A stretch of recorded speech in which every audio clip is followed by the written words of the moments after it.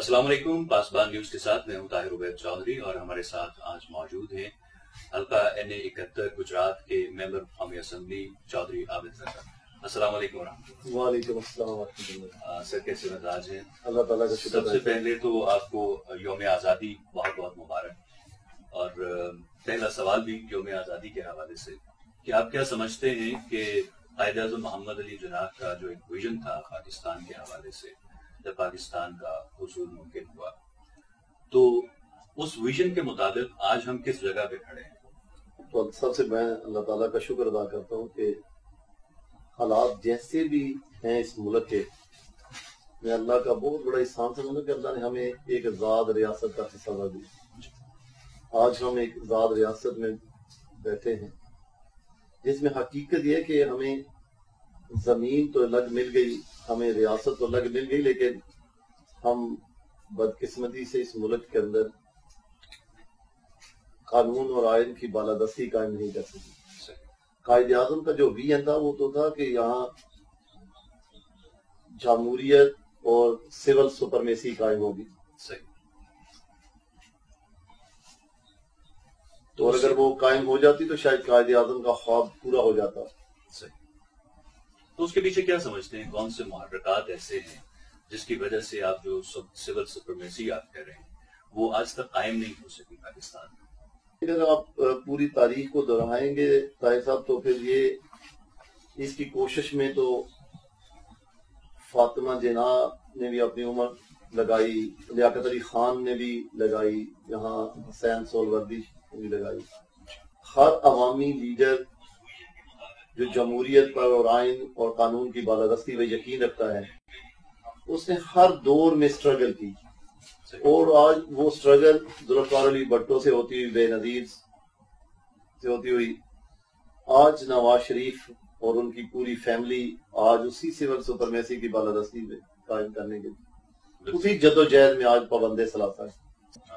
اور جو لوگ کئی دہائیوں سے جمہوریت کے ساتھ کھلواڑ کر رہے، انہیں سبق آ جائے کہ اگر یہ ریاست کو نقصان پہنچا تو پھر کوئی بھی نہیں بچے گا۔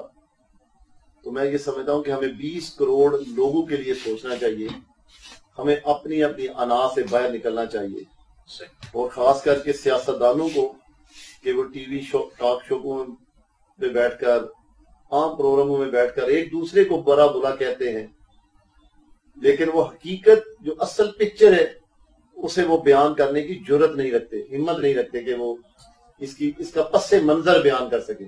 مطلب سیاسی اور نظریاتی جو اختلافات ہیں ان کو آپ کہہ رہے ہیں کہ ذاتی اختلافات میں تبدیل۔ لیکن میں نے کہا نا کہ ایک تو یہ کہ جیسے آج اپوزیشن پارٹیاں اکٹھی ہوئی تو یہ تانا یہ دیا جاتا کہ جو فلاں اپنی چور اکٹھے ہو گئے، کرپشن بچانے کے لیے اکٹھے گئے۔ آپ اور جائزہ لیں تو یہ 5 سال پہلے تو جو آج کے نالائق ترین اس ملک کے وزیر اعظم ہیں، وہ اپوزیشن جماعتوں کو اکٹھا کر کے چلیں، بھائی نظریات پہ کمپرومائز نہیں ہوتا، نظریات اپنے اپنے رہتے ہیں، لیکن ایک ہے کہ قومی کاز وہ ہے جمہوریت، وہ ہے سپرمیسی، قانون اور آئین کی بالادستی قائم کرنا، اس میں تمام ادارے۔ دیکھیں یہ بھی میں واضح کروں کہ بعض لوگ یہ سمجھتے کہ شاید ہم میری پارٹی یا میری لیڈرشپ اداروں کے خلاف ہے۔ معاذ اللہ، جب اداروں کے خلاف ہم ہوئے، کسی ادارے کے خلاف، تو پھر ہم پاکستان سے غداری کر رہے ہیں۔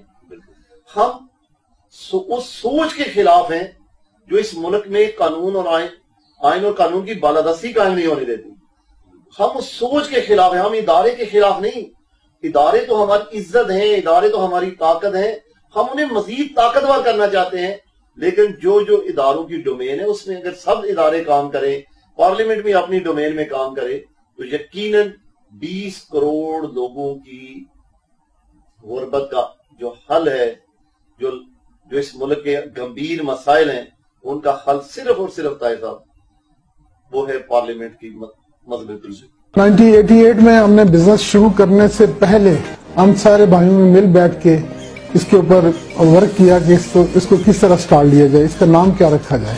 تو ہم نے اس کو نام جو چوز کیا وہ ملک برادر الیکٹرانکس، کیونکہ ہم سب بھائی تھے، اس لیے ہم نے اس نام کو بہتر جانا۔ سب سے پہلے جب ہم نے بزنس سٹارٹ کیا تو سائیکل سلائی مشین سے، پھر ہم نے آہستہ آہستہ اس کو بڑھاتے ہوئے الیکٹرانک کا کام ساتھ میں شروع کیا. موٹر سائیکل، ٹیلی ویژن، LED فریج، موبائل، مختلف رکشہ، اس میں سارے جو ہیں ایئر کنڈیشنر ہے، کوکنگ رینج ہے، یہ سارے آئٹم اس ٹائم ہم مختلف ممالک سے امپورٹ کر کے اور کچھ پاکستان لیول پہ ہم اس کو کر رہے ہیں.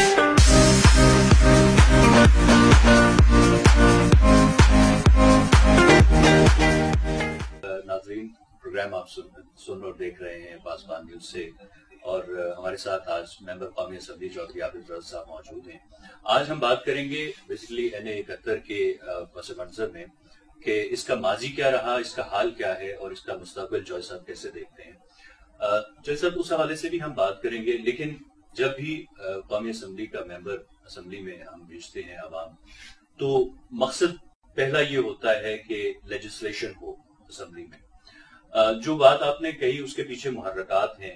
آپ نہیں سمجھتے کہ ان تمام اداروں میں وہ جو ایک سکون کہیں موجود تھے ان کو دور کرنے میں پچھلی حکومت ناکام رہی ہے؟ جیسے آپ کا نیب کا ادارہ ہے، نیب کے ادارے کے ساتھ FIA کا ادارہ بھی ہے، کام دونوں کا ایک ہے. تو کیا پچھلے دور حکومت میں ان میں بھی کوئی کام کیا گیا ان اداروں کے حوالے سے بھی؟ اس ملک کے اتنے گمبھیر مسائل ہیں، اگر میں ایک ایک ٹاپک پہ آپ کو دو گھنٹے بھی بریف کروں تو وہ بھی شاید کم پڑ جائیں. مسئلہ یہ کہ فرض کریں کہ پارلیمنٹ نے تو ایک قانون ترمیم کر دیا اور جو طاقتیں پیچھے پورے سسٹم کو چلا رہی ہیں وہ اس کو سپریم کورٹ سے اڑا دیں گی، وہ کسی اور جگہ سے اڑا دیں گی. میں نے کہا نا کہ آپ سوچ نہیں سکتے کہ جتنی بے توقیری اس ملک کے اندر پارلیمنٹ کی ہے شاید افریقہ جیسے ممالک میں بھی نہیں ہو. آپ کہتے ہیں کہ لیجسلیشن، میں نے میری سیکنڈ ٹرم ہے، میں نے تو لیجسلیشن کا وہاں نام بھی نہیں سنا. یہ لیجسلیشن صرف کتابوں کی حد تک ہے. لیجسلیشن میں نے کہا نا کہ آپ لیجسلیشن تب کریں گے جب آپ خود ذہنی طور پہ آزاد ہوں گے. آپ ایک ڈاکٹر کے پاس جاتے ہیں جس کا کام ہے مریض کا علاج کرنا. آج ہمارے ڈاکٹر اور فارن جو ڈاکٹر ہیں ان میں کیا فرق ہے؟ آپ کا ڈاکٹر یہ سوچ رہا ہے کہ میرا سینئر مجھے فلاں بات پہ یہ کہے گا، اچھا میرے گھر میں یہ پرابلم ہے. وہ بیچارہ ذہنی طور پہ مطمئن نہیں، وہ مریض کو تسلی سے کیا چیک کرے گا. لیکن یہی اگر آپ اسی طرح کسی ڈیولپ کنٹریوں کے ہاسپٹل میں چلے جائیں تو وہاں آپ کو ایسا لگے گا جیسے ڈاکٹر کی پوری توجہ مریض پہ ہے، کیونکہ اس کو اور کوئی پریشانی یا اس کے اور کوئی مسائل نہیں. کشمیر کا مسئلہ آج کل جو ہے وہ زبان زد عام ہے اور ہر پاکستانی کو اس حوالے سے کنسرن بھی ہونا چاہیے. تو کیا سمجھتے ہیں جو آرٹیکل 370 امپوز کر دیا گیا ہے اور جس طرح سے کشمیریوں کا ایک حق خود ارادیت کی اتنی پرانی جدوجہد ہے اس کو سبوتاژ کرنے کی کوشش کی جا رہی ہے، تو ایسے میں پاکستانی قوم کا کیا فرض بنتا ہے؟ قومیں تو تب فرض ادا کرتی ہیں جب قومیں ہوں اور قوموں کی کمان کسی کے پاس ہو. بھئی میں نے کہا کہ فیصلوں کی قوت کسی اور کے پاس ہے. آپ سمجھتے ہیں کہ جو نالائق وزیر اعظم امریکہ گیا تھا، لیکن وہ تو گراؤنڈ میں وہاں ٹی وی اور AC اتار رہا تھا جیل کے قیدیوں کے، جو اس کی ڈومین میں نہیں آتے. جو ایک جیل مینول ہے، جیل مینول ایک جیل کا ایک الگ سے ادارہ ہے. یہ IG جیل خانہ جات یا کہہ لیں کہ ہوم سیکٹری جو ہے یہ ان کا کرنے کا کام ہے. لیکن کیونکہ وہ نالائق آدمی تھا، اسے پتا تھا کہ جو بات کرنے والے وہ اندر بیٹھ کے بات کر رہے ہیں، مجھے تو صرف اس وقت بلایا جائے گا جب دستخط کا ٹائم ہوگا، جب میرے سائن لیے جائیں گے. میں نے سویڈن میں ایک چھوٹے سے انٹرویو میں یہ کہا تھا کہ کچھ عرصہ گزر لینے دیں. میں اللہ تعالیٰ کو اپنی چھٹی سے یہ کہہ رہا ہوں کہ لوگوں کو پتا چلے گا کہ یہ دورہ کتنا کامیاب تھا. پاکستانی نہیں، مسلمانوں کے لیے یہ دورہ کتنا تباہ کن تھا. میں آج بھی طاہر صاحب یہ آپ کو پوری گارنٹی سے یہ کہہ سکتا ہوں کہ وہاں جو 5-6 لوگ گئے تھے، میں ان سب کے نام نہیں لینا چاہتا، وہ اس خطے میں سے کشمیر اور افغانستان کا ایشو اس بیس پہ ختم کرنے جا رہے ہیں تاکہ اس ملک، اس پوری ریاست ایریے سے عسکریت پسندی کو ختم کر کے ان کو سیکولرزم سٹیٹ بنایا جائے. یہ کشمیر کا کاز آج لکھ لیں میرے اس انٹرویو میں اور ریکارڈ کا حصہ بنا لیں کہ 4-6 مہینے بعد پتہ چلے گا کہ یہ لوگ وہاں پر کشمیر کو بیچ کے آئے. اس کے ساتھ اور بھی کوئی کئی چیزیں بیچ کے آئے ہیں. یہ بھی میں آج بتا دوں کہ جس چیز پہ آج ہم پاکستانی فخر کر رہے ہیں کہ اس کی وجہ سے ہم محفوظ ہیں، 6 مہینے کے 8 کے بعد اس کے بکنے کا بھی ٹائم آنے والا ہے. ٹھیک ہے، یہ کشمیر کا ایشو انڈیا نے ایسے نہیں کر دیا، یہ پوری انڈرسٹینڈنگ کے ساتھ ہوا ہے. میں اپنے دعوے سے یہ کہہ سکتا ہوں، میں پارٹی کا موقف نہیں پیش کر رہا، اپنی ذاتی حیثیت سے، اپنے تجربے، اپنی انفارمیشن کے حساب سے یہ کہہ رہا ہوں کہ کشمیر بک چکا ہے. یہ جو آپ چیزیں دیکھ رہے ہیں یہ فارمیلٹی ہیں. اگر ہم قوم ہیں، اگر ہم مسلمانوں کے ساتھ سنجیدہ ہیں، کشمیریوں کی جدوجہد کے ساتھ سنجیدہ ہیں، تو پھر میں سمجھتا ہوں مسلمان انتظار نہیں کرتا. میں ایک واقعہ سناتا ہوں کہ مسلمان عورت ایک یہودیوں کے بازار سے گزر رہی تھی، تو کسی نوجوان واش لڑکے نے اس کا دوپٹہ کسی چیز کے ساتھ باندھ دیا. تو جب وہ اٹھی وہاں سے گزرنے بے پردہ ہو گئی، اس کے اوپر دو وہاں سے گزر رہے تھے مسلمان، ان کا اور ان یہودی لڑکوں کا جھگڑا ہو گیا اور ایک مسلمان شہید ہو گئے. اور جب پیغمبر صلی اللہ علیہ وسلم تک یہ خبر گئی تو آپ صلی اللہ علیہ وسلم نے اسی وقت اس بستی پہ لشکر کشی کر دی. کئی لوگ، 2 روایات میں آتا ہے 3 دن یا 7 دن اس بستی کا محاصرہ رہا اور پیغمبر صلی اللہ علیہ وسلم نے سخت ترین فیصلے کیے. بھائی اگر ہم ایٹمی قوت ہیں، اگر ہم بڑی افواج رکھتے ہیں، 20 کروڑ عوام آپ کے کھڑی ہے، تو کشمیریوں کی آزادی کے لیے کیوں نہیں آپ جنگ کا اعلان کرتے؟ کیوں نہیں وہ بارڈر کراس کرتے؟ کون سی وہ چیزیں جو آپ کے لیے رکاوٹ بنی ہوئی ہیں؟ بالکل صحیح. سر آتے ہیں علاقے کی طرف. آپ کا جو حلقہ ہے NA-71، پچھلا جو آپ کا ٹینیور تھا اس میں کافی ترقیاتی کام دیکھنے میں آئے. ان کی کچھ تفصیلات سے ہمیں آگاہ کیجیے گا، اور ماضی اور حال کے جو ترقیاتی کام ہیں، چونکہ اب آپ کی جماعت کی گورنمنٹ نہیں ہے تو ہم سمجھ سکتے ہیں کہ اس طرح سے ترقیاتی کام جو ہیں وہ آپ نہیں گو تھرو کر سکتے، لیکن ابھی جو آن گوئنگ آپ کے پروجیکٹس ہیں ان کے حوالے سے جو میرے آن گوئنگ پروجیکٹ ہیں ان کو تو ڈیلے ٹیکٹس پہ ڈالا جا رہا ہے. جیسے میری سوئی گیس کا منصوبہ ہے کوٹلہ کا، 100% فنڈنگ ہو چکی ہے، لیکن جان بوجھ کے اسے ڈیلے کیا جا رہا ہے، اسے کمپلیٹ نہیں کیا جا رہا ہے تاکہ اس کا کریڈٹ مجھے نہ جائے. میری جتنی روڈ ہیں ان میں سے کئی ختم کر دی گئی ہیں اور کئی کچھ کے پیسے جاری کیے ہوئے ہیں.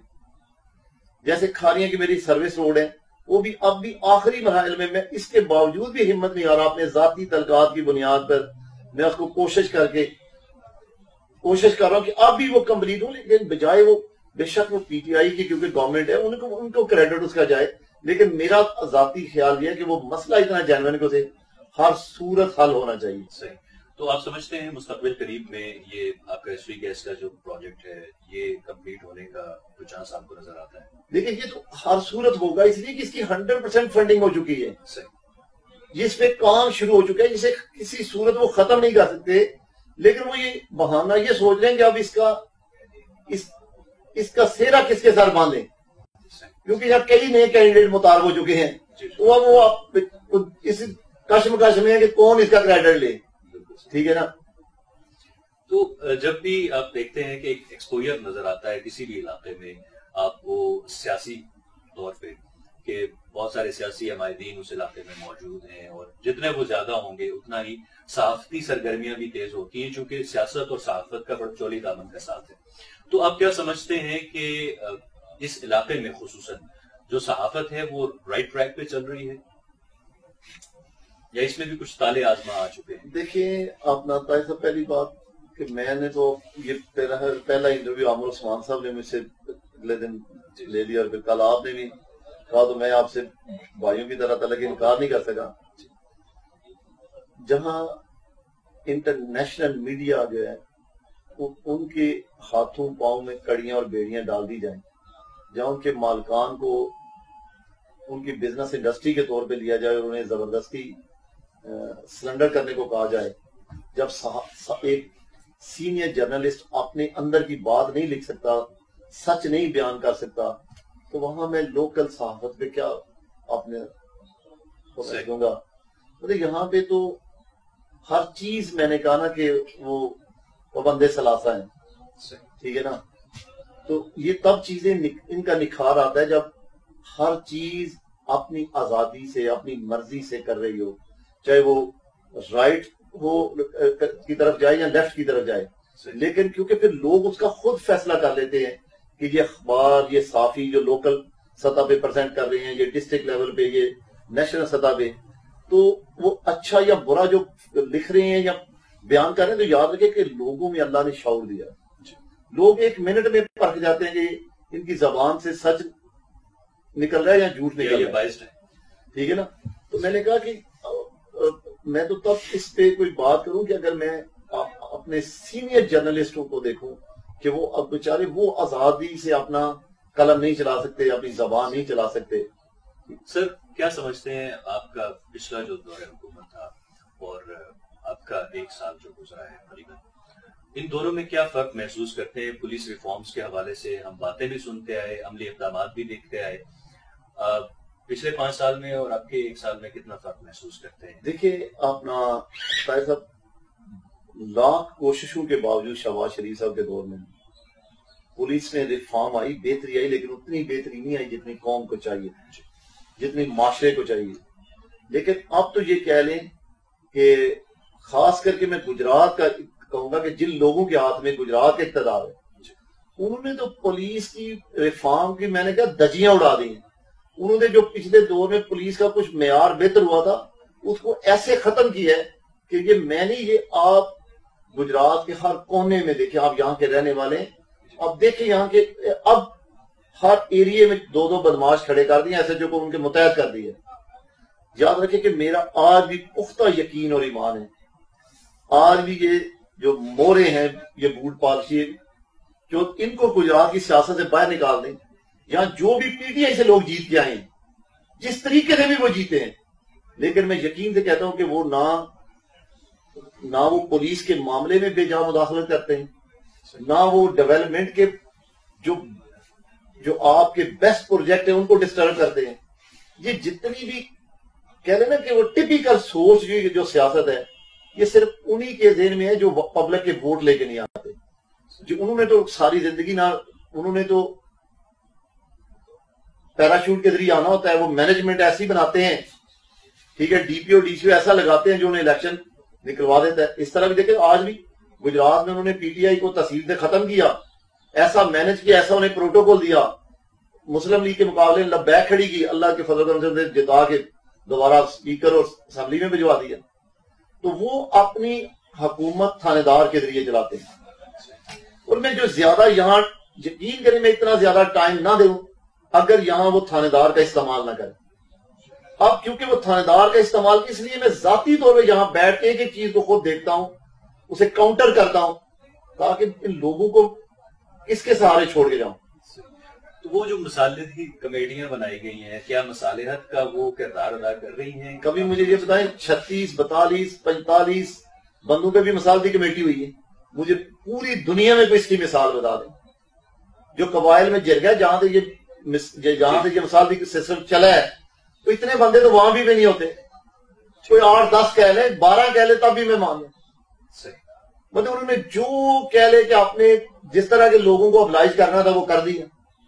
40 لوگوں کی مصالحتی کمیٹی ہے, تو مجھے بتائیں کہ فیصلہ کون کرے گا؟ تو سر ہم آتے ہیں اسی بات کی طرف جس سے ہم نے شروعات کی تھی, کشمیر حوض کے حوالے سے. کشمیر کے مسئلے کا کیا حل دیکھتے ہیں آپ؟ دیکھیے میں نے جو میری زندگی کا جو تاریخ پہ علم ہے, جو میں نے تاریخ پڑھی ہے, فتوحات یا تو آپ کی سول پالیسیز بہت سٹرانگ ہو, آپ اپنی سیاسی بصیرت اور آپ پروفیشنل اپنے عسکری اداروں کی بہتر کوارڈینیشن سے آپ کسی مسئلے کا حل کر سکتے ہیں. تو یا آپ دشمن کے جو سوچ ہے, دشمن کے جو فکر ہے, اس کے بارے میں جو آپ کی نظام حکومت اور جو آپ کے عسکری ادارے ہیں جو وہ سمجھتے ہیں اسے کوئی سمجھ نہیں پاتا بہتر سمجھ سکتا. میں سمجھتا ہوں کہ ہندوستان کے ساتھ یا تو آپ بہترین شروع سے آپ کی سول میں سپرمیسی قائم ہوتی, آپ کی پوری قوم بہترین اپنی معاشی خوشحالی میں بہتر ایجوکیشن میں ہوتی, وہ اپنے اداروں کے ساتھ, آپ کے ادارے پروفیشنل ہوتے, وہ اداروں کے ساتھ کھڑی ہوتی, تو آپ طاقت کے ذریعے ہندوستان سے کشمیر کا مسئلہ حل کرتے. تو یا آپ صرف آج کشمیری جس طرح جدوجہد کر رہے ہیں, آج آپ اگر ان کی عسکری مدد نہیں کریں گے تو آپ کشمیر کی آزادی نہیں حاصل کر سکتے. میں سمجھتا ہوں ماں سوائے اپنے آپ کو بھی اور ان دونوں فریقین کو دھوکہ دیں گے. عسکری مدد کی تو آپ نے بات کی, لیکن انفرادی طور پہ اگر اخلاقی مدد کی بات کی جائے تو ایک فرد واحد جو ہے وہ اس کو کیا کرنا چاہیے؟ پاکستان کے عوام اور خصوصاً اپنے حلقے کے عوام کو کیا پیغام دینا چاہیں گے؟ میں نے کہا جی فرد واحد دعا ہی کر سکتا ہے نا جی, عوام دعا ہی کر سکتی ہے نا. عوام نے تو ان کے ہاتھ میں بندوقیں یا توپیں تو نہیں کہ وہ کشمیر کی طرف رخ کر لیں گی. تو جن زمینوں پہ قبضہ ہو جاتا ہے, میں نے کہا کہ یا تو یونائٹڈ نیشن آپ کی فارن پالیسی اتنی بہتر ہو, آپ کا اثر, آپ کی لابی دنیا میں اتنی طاقتور ہو کہ آپ اپنی بہتر فارن پالیسی کے ذریعے ہندوستان پہ دباؤ ڈال کے کشمیر کا معاملہ حل کرواتے. اس میں تو آپ زیرو سے بھی نیچے ہیں. تو آپ کے لیے دنیا کو دکھانے کا, دنیا کو اپنا منوانے کا یہی تھا کہ آپ ملک کے اندر تمام جماعتوں کو یکجا کرتے, آپ ملک میں انتقام کی سیاست کی بجائے یکجہتی کرتے, پوری سیاسی جماعتوں کو, پوری قوم کو اپنے مسلح اداروں کے پیچھے کھڑا کرتے, اور پھر آپ کے مسلح ادارے اور آپ کا نلائق اعظم آنکھوں میں آنکھیں ڈال کے دشمن سے بات کرتا. تو اس سے تو کوئی بات سمجھ میں آتی ہے کہ اس میں شاید آپ کا کوئی وہ اثر, آپ کے پیچھے قوم کھڑی ہو تو اس کا دباؤ دشمن برداشت نہ کر پائے. ان حالات میں مجھے یہ بتائیں کہ کیا فرق پڑے گا دشمن کو کہ آپ جگہ جگہ خود بکھرے پڑے. بہت شکریہ جے صاحب آپ کا وقت دینے کا. ناظرین, آپ پاسبان نیوز سے پروگرام دیکھ رہے تھے چودھری عابد رضا صاحب کے ساتھ, ممبر قومی اسمبلی حلقہ NA 71, اور میرے ساتھ میری ٹیم میں موجود رہے کیمرہ مین محمد کاظم حسین, اس کے علاوہ شیخ فیصل, شہزاد اصغر مول اور عزیز الرحمان مجاہد. اپنے میزبان طاہر عبید چودھری کو دیجیے اجازت. ہمارا اور آپ کا اللہ نگہبان.